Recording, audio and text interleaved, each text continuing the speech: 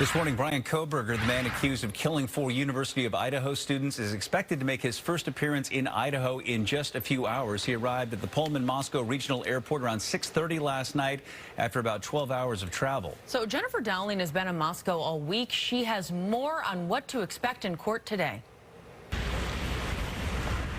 Wednesday evening, the only suspect in the murders of 4 Idaho college students was taken into the Latah County Jail with a host of cameras and members of the public looking on.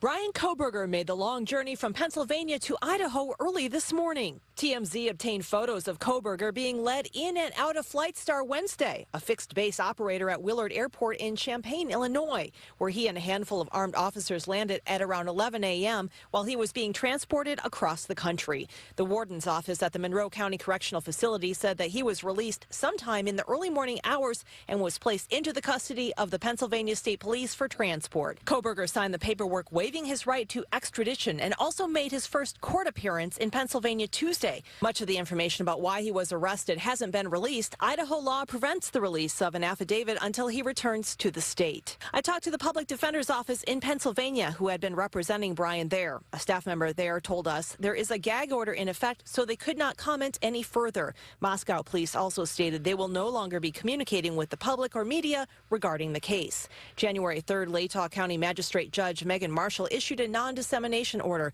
prohibiting any communication by investigators, law enforcement personnel, attorneys, and agents of the prosecuting attorney or defense attorney concerning this case. Meantime, investigators may still have some work to do.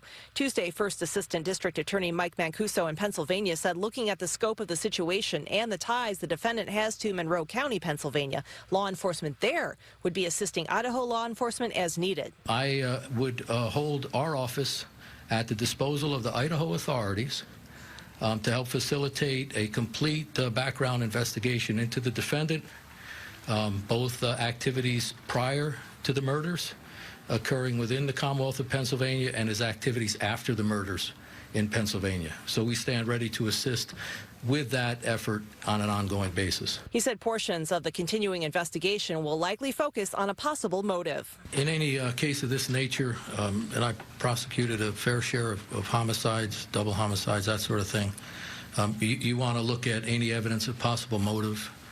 You want to look at any evidence of a pattern, of modus operandi or method.